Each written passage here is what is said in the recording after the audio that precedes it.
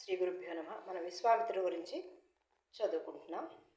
విశ్వామిత్రుడు హిమాలయాలకు వెళ్ళి శివుని గురించి తపస్సు చేస్తాడు. అతని తపస్సుకు మెచ్చి శివుడు ప్రత్యక్షమై, రాజా నీకు ఏమి కావాలి అని అడగగా, పరమశివ, నా తపస్సుతో కనుక నీవు ప్రీతి చెందితే సాంగోపాంగ ధనుర్విద్యలు ఆ వేదమంత్రాలతో సహా తక్షణం నాకు ధారపోయండి అని అనగానే శివుడు తదాస్తు అని అంతర్ధానమయ్యాడు.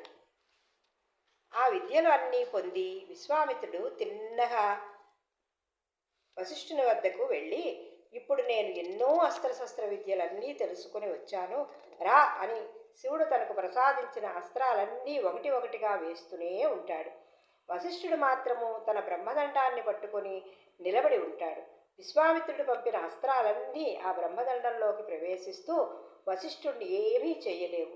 అది చూసి విశ్వామిత్రుడు ఆశ్చర్యపోయి, బ్రహ్మ తేజస్సు ముందు క్షత్రియ తపస్సు ఎందుకు పనికిరాదు అని అనుకొని, ఇప్పుడు బ్రహ్మత్వం కోసం నేను తపస్సు చేస్తాను అని దక్షిణ దిక్కుకు వెళ్ళి 1000 సంవత్సరాలు ఘోర తపస్సు చేస్తే బ్రహ్మదేవుడు ప్రత్యక్షమై, విశ్వామిత్ర, ఇప్పుడు నువ్వు రాజర్షివి అయ్యావు అన్నారు.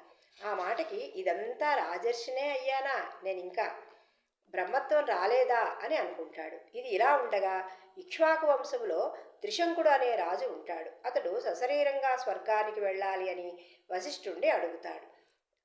ఋషి అన్నారు, అలా జరగదు, అందుకు అర్హత నీకు లేదు అని అనగానే త్రిశంకుడు గురుపుత్రుల దగ్గరకు వెళ్ళి, మీరు నన్ను సశరీరంగా స్వర్గానికి పంపండి అని అడుగగా వారన్నారు, మా తండ్రి గారు 3 లోకాలకు ఏమైనా చేయగల సమర్థత ఉన్నవారు, వారే చేయలేనప్పుడు మేమెలా చేయగలం, ఈ ప్రయత్నం మానుకో, మీరు చెయ్యకపోతే నేను వేరే దగ్గరకు వెళతాను అన్నారు. అప్పుడు వశిష్ఠపుత్రులు ఆ త్రిశంకువుకు చండాలుడు కమ్మని శపిస్తారు. భయంకరమైన చండాల రూపంతో విశ్వామిత్రుని దగ్గరకు వెళ్ళి తన కోరిక తీర్చమన్నాడు. సరే, నేను నిన్ను స్వర్గానికి పంపిస్తాను, యాగం చేద్దాం, ఆ యాగానికి ఋషులు మునులు వేదం చదువుకున్న వాళ్ళందరినీ పిలవండి అన్నారు. అందరూ వచ్చారు. వశిష్ఠపుత్రులు రాలేదు. వారు ఇలా అన్నారు, ఒక రాజు యాగం చేయడము, అది ఆ యజ్ఞం కూడా ఒక చండాలుడి కోసం చేయడం, అందుకు మేము వెళ్ళడమా అని అనగా వశిష్ఠపుత్రులకు విశ్వామిత్రుడు ఒక ఘోరమైన శాపం ఇచ్చాడు. ఇప్పుడే వశిష్ఠపుత్రులు మరణించి నరకానికి ఘోరంగా తీసుకువెళ్ళారు. 700 జన్మలు ముష్టికలు అలాగే అనే జాతిలో పుట్టి 700 జన్మలు వికృత రూపాలతో ఉంటారు. మహోదయుడు నిషాద రాజ్యంలో పుడతాడు. ఇలా వారికి తన మనసులో ఉన్న కోపాన్నంతా శాపం రూపంలో విడిచిపెడతాడు. త్రిశంకుడు విశ్వామిత్రునితో ఇలా అంటాడు, మహర్షి, నేను కూడా అనేక యజ్ఞాలు చేశాను, దానాలు ధర్మాలు ఎన్నో చేశాను, అయినా నేను సశరీరంగా స్వర్గానికి వెళ్ళలేకపోయాను. పురుష ప్రయత్నం కన్నా దైవమే గొప్పది అని నాకు అర్థమైంది. నన్ను మీరు తప్ప వేరే దిక్కు లేదు. నీ పురుషాహంకారంతో దైవాన్ని వెనక్కు తిప్పి అందువలన నన్ను ఎలాగైనా స్వర్గానికి పంపండి. యజ్ఞం చేయించి దాని ఫలాన్ని దారపోసి త్రిశంకుని స్వర్గానికి పంపిస్తాడు విశ్వామిత్ర మహర్షి. స్వర్గంలో అందరూ అనుకుంటారు, ఎవరు సశరీరంతో స్వర్గానికి వస్తున్నది? త్రిశంకుడు అని అనగా, వశిష్ఠ మహర్షి అర్హత లేదన్నారు కదా, అతను ఎలా వస్తున్నాడు అని ఇంద్రుడు అన్నాడు. అప్పుడు వారన్నారు, విశ్వామిత్ర మహర్షి తన యజ్ఞఫలం దారపోసి త్రిశంకుడిని స్వర్గానికి పంపించాడు, అయినా నువ్వు ఇక్కడ ఉండడానికి అర్హుడివి కాదు, గురుశాపం పొందినవాడివి, వెళ్ళిపో అని ఇంద్రుడు తిరిగి పంపించేస్తాడు. అప్పుడు ఆ త్రిశంకు తల క్రిందకి కాళ్ళ మీదకి ఉండి కిందకి వస్తూ, విశ్వామిత్ర మహర్షి నన్ను స్వర్గము నుండి కిందకి పంపేస్తున్నారు, మీరే ఆదుకోవాలి అని అనగా, అప్పుడు విశ్వామిత్రుడు తన తపశక్తితో మధ్యలో ఒక స్వర్గాన్ని సృష్టించి అక్కడ ఒక నక్షత్ర మండలాన్ని ఇంద్రుడిని సృష్టించి త్రిశంకువుని అక్కడే సశరీరంగా ఉంచుతాడు. దీనితో విశ్వామిత్రుడి తపస్సు శక్తి మొత్తం నశిస్తుంది. అప్పుడు పశ్చిమ దిశగా వెళ్ళి పుష్కర క్షేత్రంలో తపస్సు మొదలుపెట్టాడు. ఆ సమయంలో అంబరీషుడు అనే రాజు యజ్ఞం చేస్తూ ఉండగా ఇంద్రుడు మారువేషంలో వచ్చి యజ్ఞపశువుని దొంగలించుకుపోతాడు. అప్పుడు అంబరీషుడు ఎవరైనా పిల్లవాడిని యజ్ఞపశువుగా బలి ఇవ్వవచ్చును అని అతని కోసం వెతకడానికి బయలుదేరతాడు. అలా వెళుతూ ఉండగా అతనికి రుచీకుడు అతని భార్యాబిడ్డలతో అక్కడ కనిపిస్తాడు. అప్పుడు అంబరీషుడు, నీకు ఇంతమంది బిడ్డలున్నారు కదా, అందులో ఒకరిని యజ్ఞపశువుగా నా యజ్ఞానికి పంపించు అని అడుగుతాడు. అప్పుడు రుచీకుడు అంటాడు, నేను పెద్ద కుమారుడిని ఇవ్వను, వెంటనే అతని భార్య అంటుంది, నేను అందరికన్నా చిన్నవాడిని ఇవ్వను.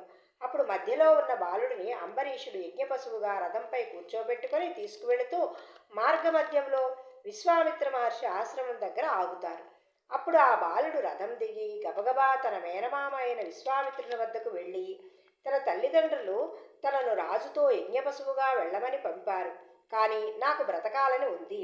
యజ్ఞపశువుగా నేను చనిపోలేను కనుక మీరు ఎలాగైనా నన్ను రక్షించండి అని కోరుకుంటాడు.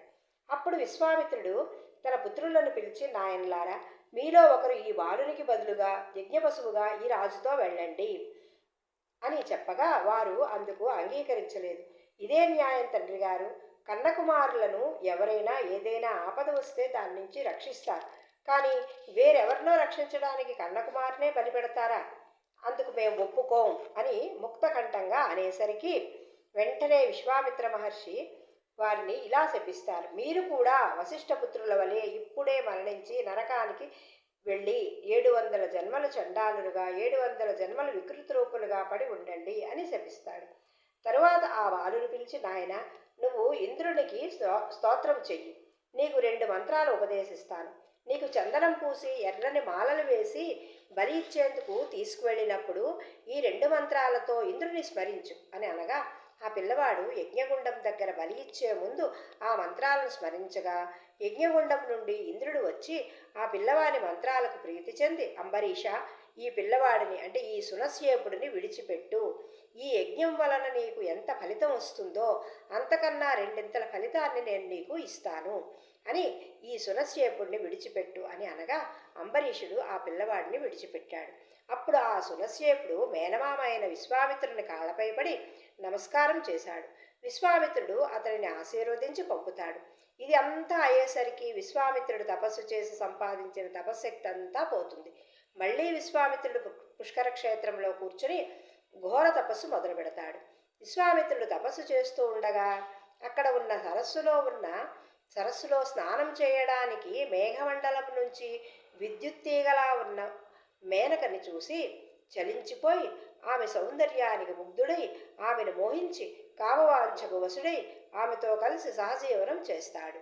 ఇలా 10 సంవత్సరాలు గడిచిపోతాయి. ఇంతలో ఒకరోజు తన కర్తవ్యం గుర్తుకు వస్తుంది. తను బ్రహ్మర్షిని అవ్వాలని తపస్సు కోసం వచ్చానే, ఇలా ఈ కామానికి లొంగిపోయాను అని అనుకుని మేనకని పంపించేసి మళ్ళీ నా తపోభంగానికి ఆ దేవతలే ఈ పని చేసి ఉంటారు అని అనుకుని ఉత్తర దిక్కుకు వెళ్ళి ఘోరమైన తపస్సు చేశాడు. అప్పుడు బ్రహ్మగారు ప్రత్యక్షమై, విశ్వామిత్ర, నువ్వు మహర్షివి అయ్యావు అన్నారు. ఆ మాటకి విశ్వామిత్రుడు సంతోషించలేదు, బాధపడలేదు. ఇంత తపస్సు చేస్తే నేను మహర్షినే అయ్యానా? మహానుభావ, నేను మహర్షి అయ్యానే సరే, కానీ ఇంద్రియాలను గెలిచానా అని అడిగాడు. లేదు లేదు లేదు నువ్వు ఇంద్రియాలను గెలవలేదు. అప్పుడు విశ్వామిత్రుడు మళ్ళీ ఘోర తపస్సు చేశాడు. అతని తపస్సుని భగ్నం చేయడానికి వచ్చిన రంభను చూసి, నువ్వు శిలవలే 10,000 సంవత్సరాలు ఇక్కడే ఉండు, అప్పుడు ఇటుగా వచ్చిన ఒక బ్రాహ్మణుని వలన నీకు శాప విమోచనం అవుతుంది. ఇప్పుడు మళ్ళీ తన తపశ్శక్తి అంతా నశించిపోతుంది. అప్పుడు విశ్వామిత్రుడు తూర్పు దిక్కుకు వెళ్ళి తన ఊపిరిని బిగబట్టి కర్రవలే స్తంభించి 1000 సంవత్సరాలు అన్నము నీరు లేకుండా తపస్సు చేసి 1000 సంవత్సరాల తర్వాత అన్నం వండుకొని తిందామనే సమయంలో పరీక్షించడానికని ఇంద్రుడు ఒక బ్రాహ్మణుని వేషంలో వస్తే అతనికి తను తినాలి అనుకున్న అన్నాన్ని పెట్టాడు. అతను ఇంద్రుడే అలా వచ్చాడని తెలుసుకొని మరల తన తపశ్శక్తికి ఉపక్రమించి కొన్ని వేల సంవత్సరాలు గాలి నీరు లేక ఊపిరి బిగబెట్టి తపస్సు చేయగా విశ్వామిత్రుని తలలోంచి పొగలు వచ్చి వేడి సెగలుగా లోకాలని భూమండలాన్ని దహించి వేస్తుంటే దేవతలంతా కలిసి బ్రహ్మగారి వద్దకు వెళ్ళి, మహానుభావ, విశ్వామిత్రుని తపస్సు వలన లోకాలన్నీ మాడి మసైపోతాయి, మీరు వెంటనే వెళ్ళి ఆపాలి అని అనగానే బ్రహ్మగారు తన హంసవాహనంపై తూర్పు దిక్కుకు వెళ్ళి బ్రహ్మర్షి అని పిలిచి, మీకు స్వాగతం అని అనగానే విశ్వామిత్రుడు ఆ పిలుపు విని బ్రహ్మగారితో ఇలా అంటాడు, మీరు నన్ను బ్రహ్మర్షి అని పిలిస్తే చాలదు, వేదములన్నీ నా ఆధీనమై ఉండాలి, యజ్ఞయాగాది క్రతువులు స్వయంగా నేనే నిర్వర్తించాలి. అంతేకాక ముఖ్యంగా వశిష్ఠ మహర్షి నన్ను బ్రహ్మర్షి అని అంగీకరించాలి, నాకు దీర్ఘాయుష్షు కావాలి. అప్పుడు వశిష్ఠ మహర్షి వచ్చి ఆయన అన్ని వేల సంవత్సరాల తపస్సు చేసి ఇంద్రియాలను జయించిన తరువాత అతని మీద నాకెందుకు కోపం అని బ్రహ్మర్షి అని పిలిచి ఒకరినొకరు ఆలింగనం చేసుకున్నారు. బ్రహ్మర్షి అవాలి అనుకున్న విశ్వామిత్రుల వారు బ్రహ్మత్వంతో ఐక్యమైపోయారు. అంత గొప్ప వ్యక్తి విశ్వామిత్రుడు అని శతానందుల వారు రామలక్ష్మణులతో విశ్వామిత్ర మహర్షి గురించి చెప్పారు. ఇక ఆ రాత్రి అందరూ మునులతో సహా శతానందుల వారు జనక మహర్షి కూడా అక్కడే విశ్రమించి మర్నాడు ఉదయం జనక మహారాజు రాజమందిరానికి విశ్వామిత్ర మహర్షి రామలక్ష్మణులతో సహా వెళ్ళారు.